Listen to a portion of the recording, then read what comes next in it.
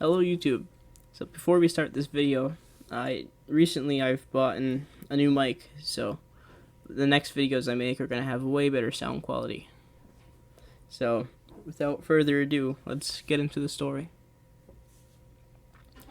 Careful, careful, don't let him spot us. Jackson whispered to me as I aimed down the sights of my brand new hunting rifle. We'd been set up inside this old deer blind of his for about 4.5 hours now, without any sign of life other than ours nearby, and I was just about ready to call it a day. But right then, as I was getting ready to pack up and go back to the cabin, much to Jackson's disappointment, our prey walked into our sights. He was a big old bastard for sure, and looked like he had some good cuts of meat on him. This was my first time hunting large game before, so Jackson wanted me to be the one to take the shot. I quietly got into position and aimed. He was an older one and completely oblivious to us both. I was hoping to get him with a good broadside to the chest and hit him in the heart or lungs. That way he wouldn't get very far, but if I missed, we'd have to spend the next day or so tracking his ass across the Alaskan wilderness if he didn't want to go home empty-handed.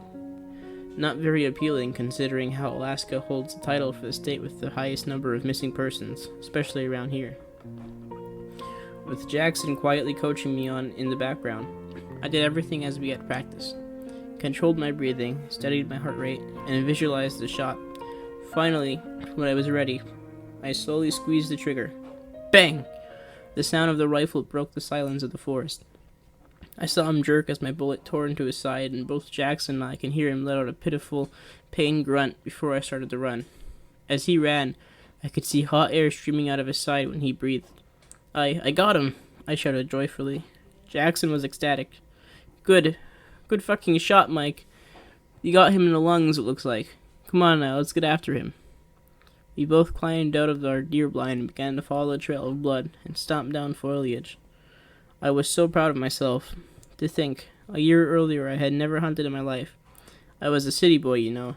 Dad was a big shot lawyer back in Philly, so he was busy most of the time, and Mom hated the woods, so I had never even gone so much as camping. But that all changed when I met my friend Jack. He came to work at the same office as me about 2 or so years ago, but we had never really talked until my bitch of a boss put me on the same project with him. I was worried at first because he had a reputation for being weird.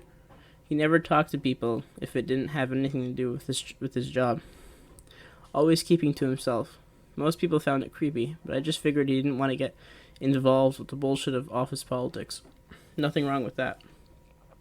Some of the guys in the customer service department had even started a betting pool that eventually worked its way around the office to try and figure where he was from or what he did before he worked here.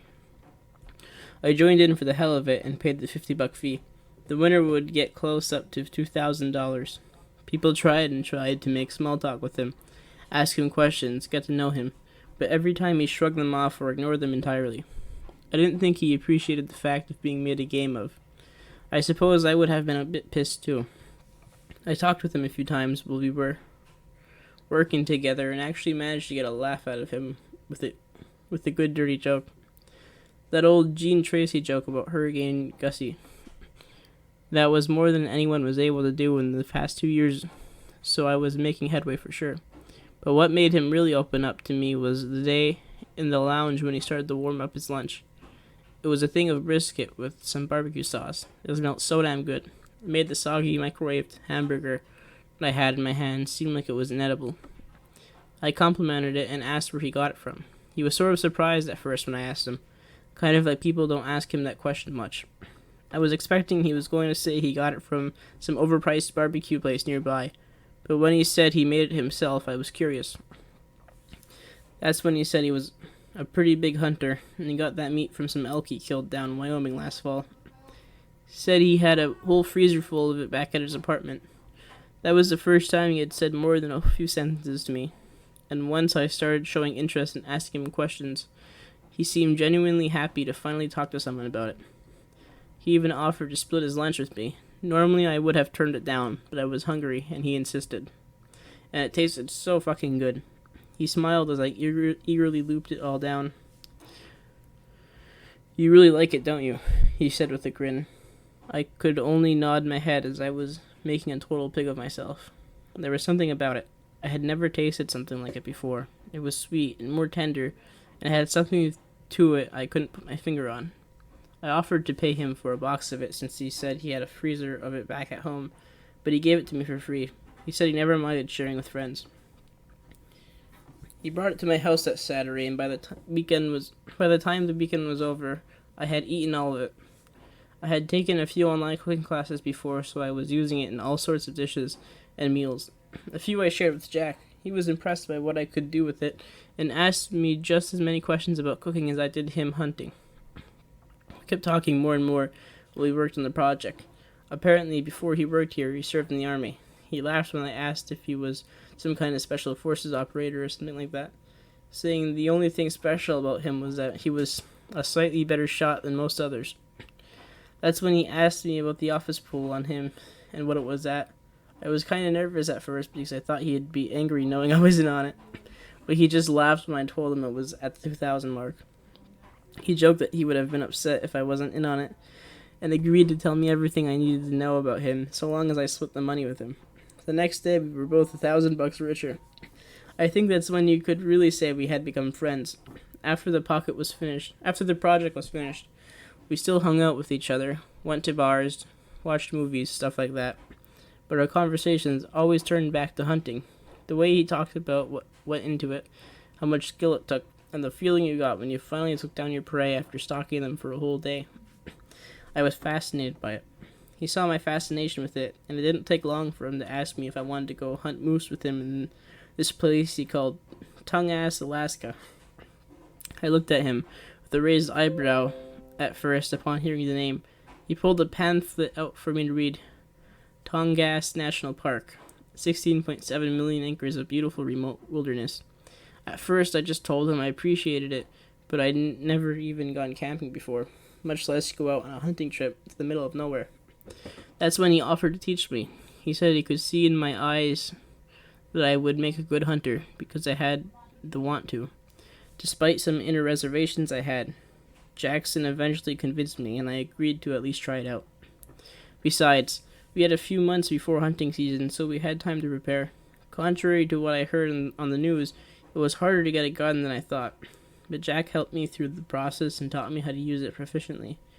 At first, I practiced on bottles. The first time I shot a rifle, I wasn't ready for the kick or noise and nearly fell on my ass. Jack just laughed a little and told me not to worry about it. The second time, I was ready for the kick, but I still missed a shot. But the third time, I hit the bottle. It was a small achievement, but it seemed like walking on the moon to me. Once I had mastered shooting at bottles, he moved me onto clay pigeons.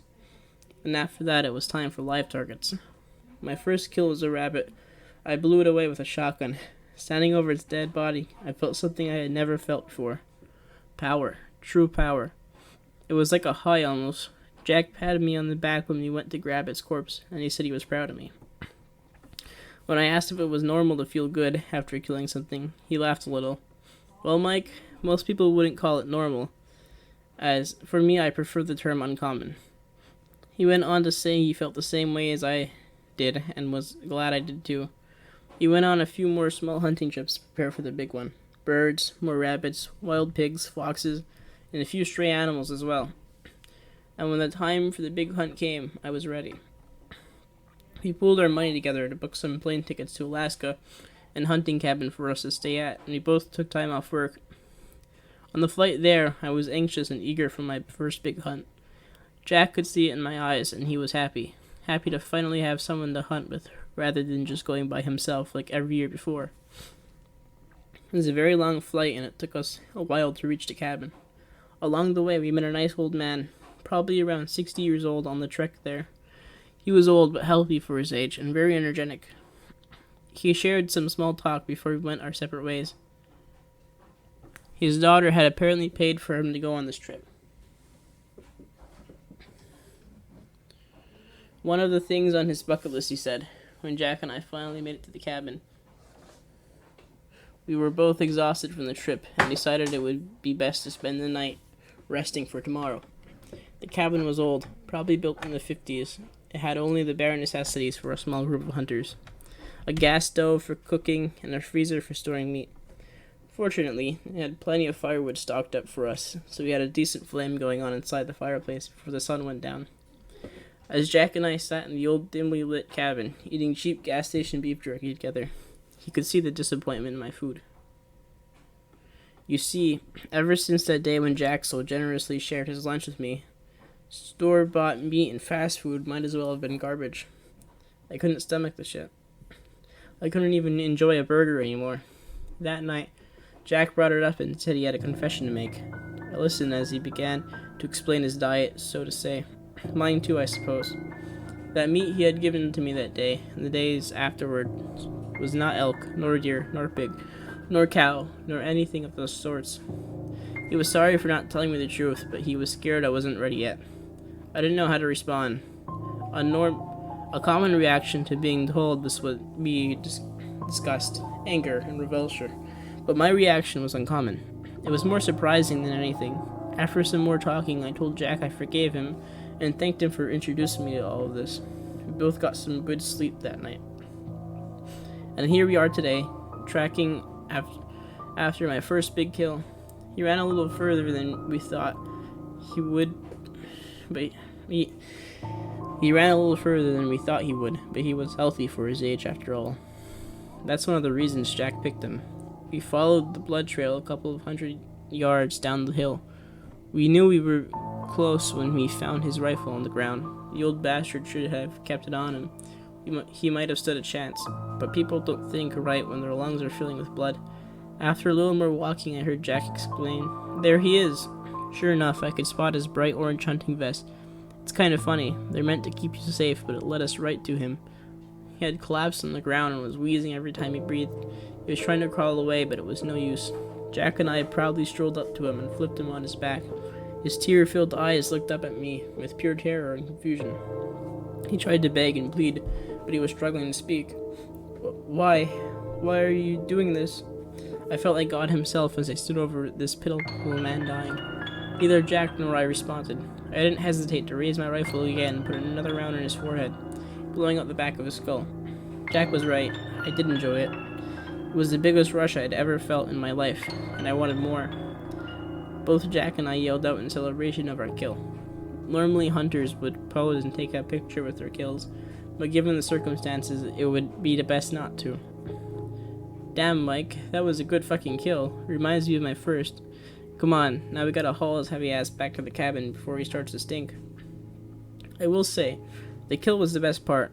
I didn't much enjoy having to carry him all the way back to the cabin, or the nasty business of butchering him. But when we were done cutting him up, we had a freezer full of meat. Jack was a pro at this. He always picked out his targets before killing them. He told me he had spotted several potential targets as we met with the other humans on our way here, the old man included. He hated smokers and drinkers, said their meat didn't taste right.